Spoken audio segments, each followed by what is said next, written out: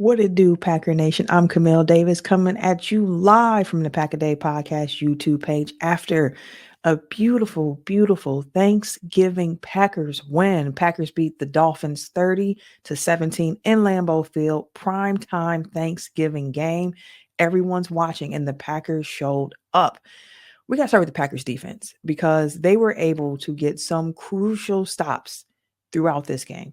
The Dolphins only converted 4 of their 14 third down attempts. Now, they were 3 of 5 on fourth down, but the Packers again got some really crucial stops, timely stops, because if you think about one of those fourth down stops the Packers defense got early in the fourth quarter, Packers are up 27-11.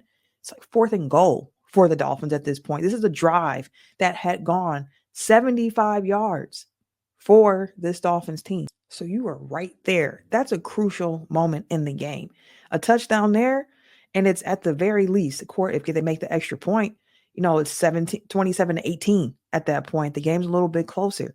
But instead, the Packers get that stop they needed. And then they drive down the field in return, kick another field goal to push the score to 30-11 with about 5 minutes left in the game to really ice the game for the Packers. The Packers were in control throughout this game.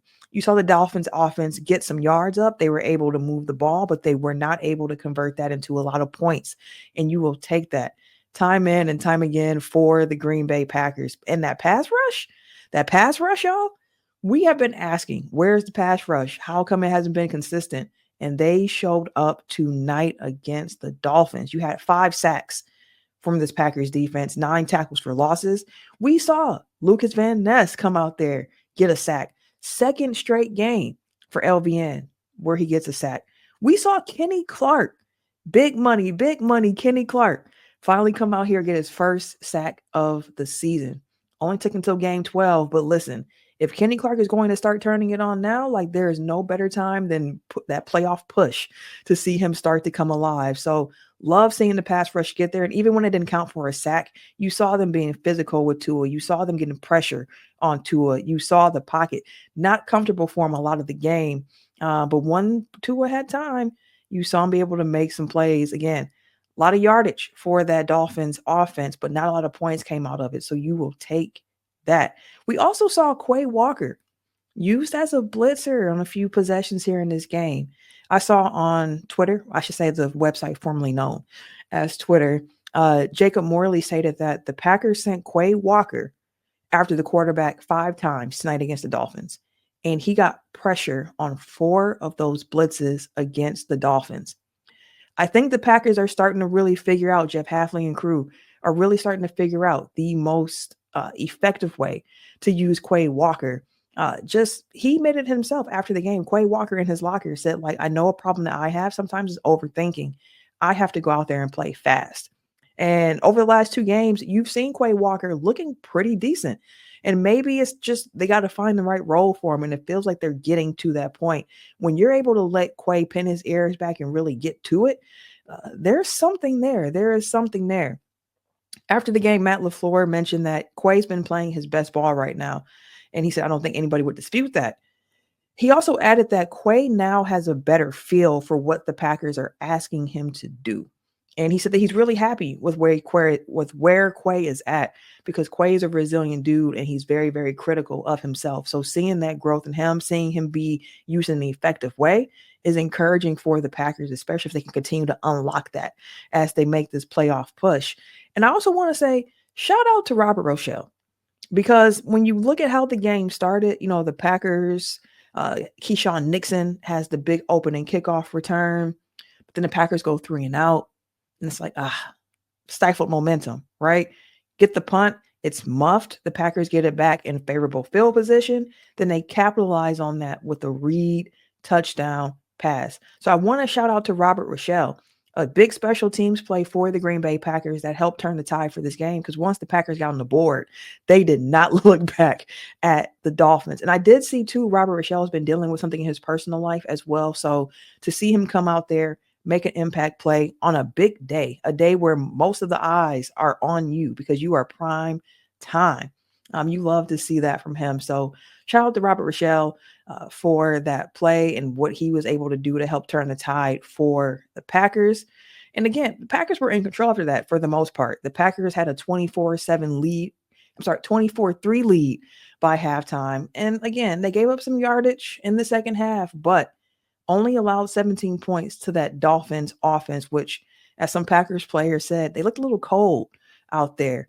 But hey, also want to shout out Brandon McManus because he was a perfect 3 of 3 on the day. Plus, he made all of his extra points. And at this point, I'm starting to be like, I think you can really trust in Brandon McManus' leg. Knock on wood if you're superstitious and you're feeling a little shaky because of the Packers' past couple of kickers here, but it's nice to be able to have a kicker that you can throw out there and feel good about the opportunity that he has to put 3 points on the board for the team. I do want to shout the Dolphins out for something because they did a fantastic job of stopping Josh Jacobs in the run game. Packers figured out a way to problem solve. And I loved how involved they got Josh Jacobs in the passing game.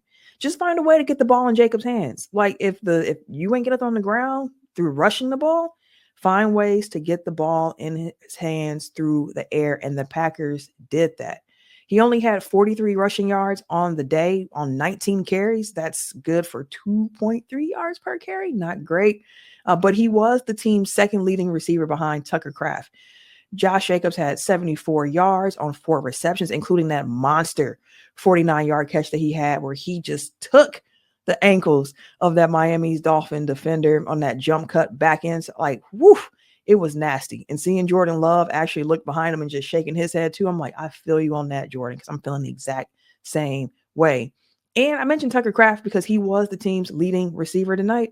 I saw a stat from PFF stating that, Tucker Kraft had 78 total yards, and I believe like 60 of those yards came after contact. Like Tucker Kraft runs so violently. He is so physical.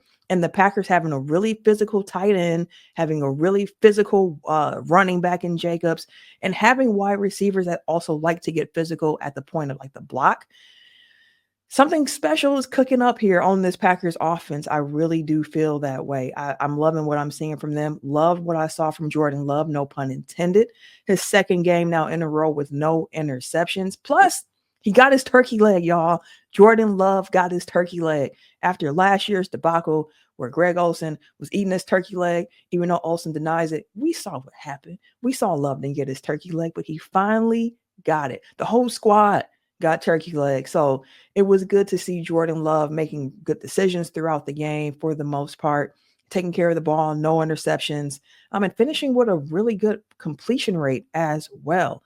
Jordan Love, 21 of 28 on the night. You live with that 2 touchdowns, 274 yards.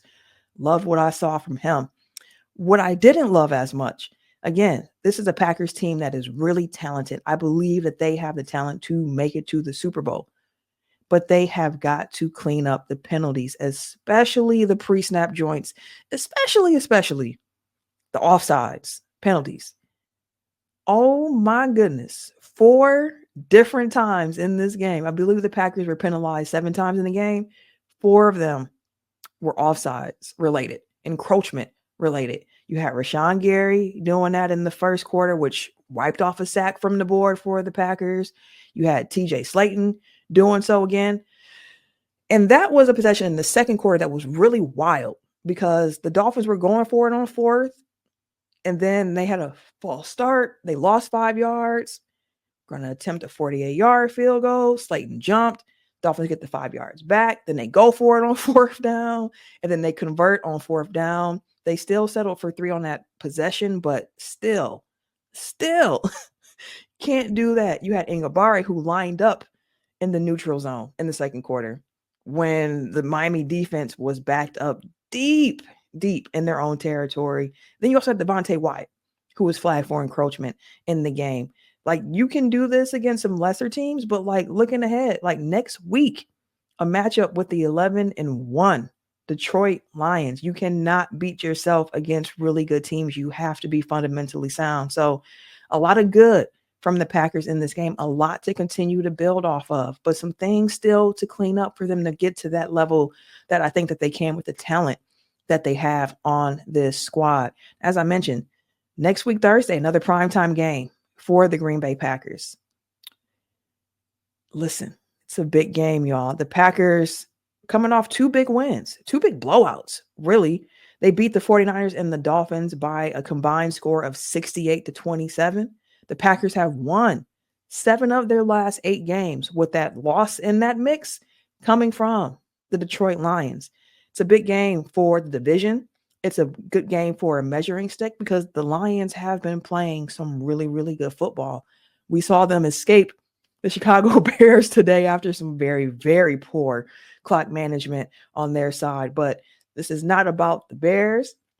It's not even about the Lions. It's about the Green Bay Packers. And if they continue to control what's in front of them, keep playing physical, cut down on some of the pre-snap penalties, continue to take care of the ball, get that pass rush there, the things that we've been seeing since they came out that bye week, things are looking pretty good for the Packers going forward. I'm super geeked up for next week, Thursday already, but I'm not going to look too far ahead. I'm going to enjoy the Thanksgiving win. I hope that you all enjoyed the game.